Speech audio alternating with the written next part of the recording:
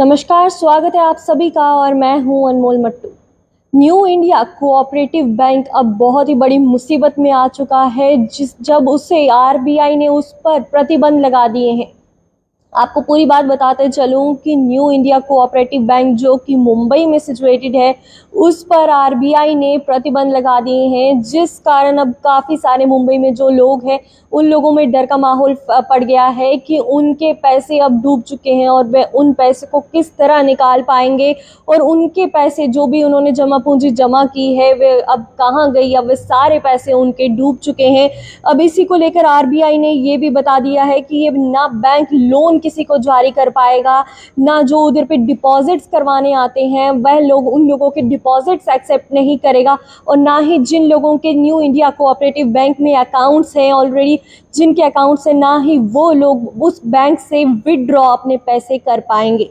RBI ने ये कदम bank की फाइनेंशियल कंडीशन को देखकर किया है और उन्होंने उस बैंक की लिक्विडिटी की स्टेटमेंट्स को देखकर ये फैसला लिया। और आरबीआई ने कहा कि ये जो लिक्विडिटी की जुड़ी चिंताओं को लेकर ये कारण उठाया गया है और रेगुलेटरी बॉडी का ये कहना है कि बैंक की मौजूदा स्थिति को लेकर ये डिसीजन उन्हें लेना पड़ा, ये उनके लिए बहुत ज़रूरी था ताकि डिपॉजिटर्स के इंटरेस्ट की सुरक्षा, जो भी जिन्होंने पैसे जमा किए हैं उनकी जो भी सुरक्षा है की जा सके।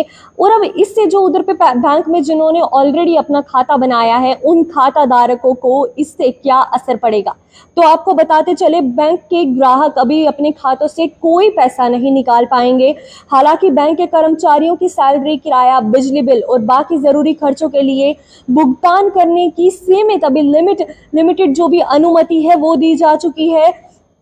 अगर कोई ग्राहक डिपॉजिट इंश्योरेंस और क्रेडिट गारंटी कॉरपोरेशन के तहत आता है तो वो मैक्सिमम 5 लाख रुपए तक का बीमा दावा करवा सकता है।